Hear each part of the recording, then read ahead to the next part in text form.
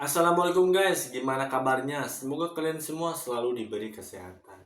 Oke guys, di video kali ini gue mau ngebahas sebuah kasus yang sangat menyayat hati guys. Dimana ada seorang balita perempuan usia 4 tahun, tapi ada juga yang bilang usianya itu 5 tahun, ditemukan meninggal dunia di dalam sebuah karung guys. Gila kan, ngeri banget.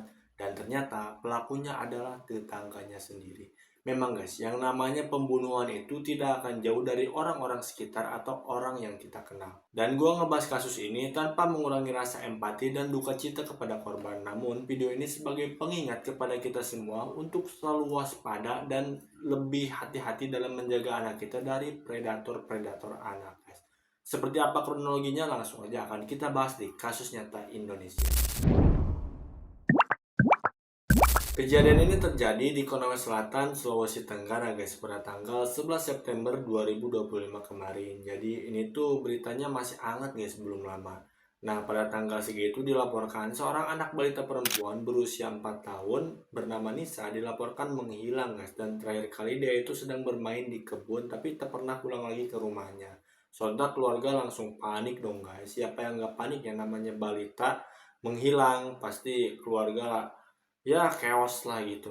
Warga pun langsung guys berkumpul dan mencari rame-rame. Bahkan tim SAR juga sampai ikut turun tangan guys menyisir kebun dan semak belukar. Namun sampai malam itu Nisa belum juga diketemukan. Selama 2 hari penuh tim SAR dan warga berusaha keras mencari Nisa guys. Hingga akhirnya pada Sabtu pagi tanggal 13 September 2025 mereka mendapatkan jawaban yang paling ditakuti guys. Tubuh Nisa itu ditemukan tak bernyawa di dalam sebuah karung yang tertutup rapat. Karung ini tuh tersembunyi di kebun warga tak jauh dari tempat terakhir dia bermain guys, sekitar 150 meteran lah.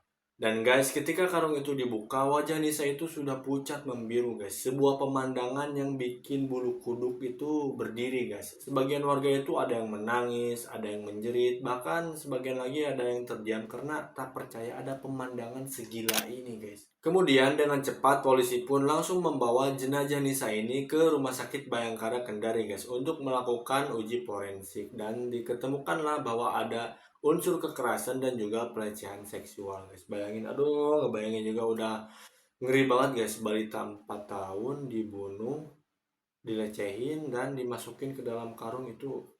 Iblis pun sungkem guys. Setelah mengetahui hasil forensik, polisi pun langsung dengan cepat mencari si pelaku guys dengan mengumpulkan saksi-saksi mata. Terus ada satu saksi mata yang sebelumnya itu melihat Nisa bermain di sekitar rumah AF guys. Kenapa nama si pelakunya ini masih inisial, belum dipublish nama aslinya? Karena ini tuh untuk mengetahui asas praduga guys. Karena dia itu masih tersangka bukan terdakwa. Oke guys, lanjut lagi. Nah, otomatis dong, kecurigaan itu mengerucut ke rumah si pelaku. Akhirnya polisi itu langsung menggeledah rumahnya guys dan menemukan bukti-bukti guys. Seperti ada sendal, celana dalam, bahkan bantal dan selimut korban guys. Ini tuh menjadi petunjuk kalau si anak ini pernah masuk ke rumahnya si AF. Kalau nggak pernah kan nggak mungkin barang-barangnya itu ada di situ guys. Dan yang paling bikin jelas, AF sendiri akhirnya ngaku guys. Dia bilang sempat manggil korban, terus melakukan pelecehan, lalu membunuhnya karena takut ketahuan guys. Setelah itu mayat korban dibungkus karung dan dibuang. Dari sini polisi langsung yakin nih untuk tetapkan AF sebagai tersangka.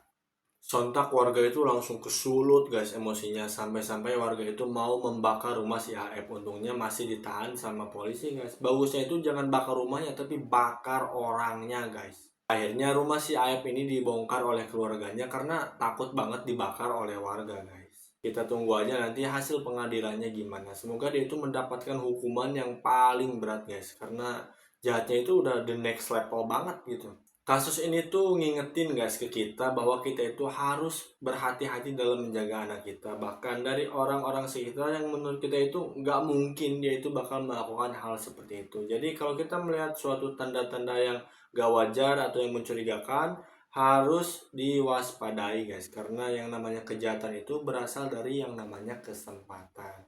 Maka waspadalah. Kalau menurut kalian guys, kira-kira hukuman apa nih yang paling tepat buat si AF? Coba komen di kolom komentar. Oke guys, segitu dulu video kita kali ini. Semoga kita dan keluarga kita selalu dilindungi dari orang-orang jahat. Terima kasih buat kalian yang sudah menonton. Jangan lupa buat di like, komen, dan subscribe. Dan see you on my next video.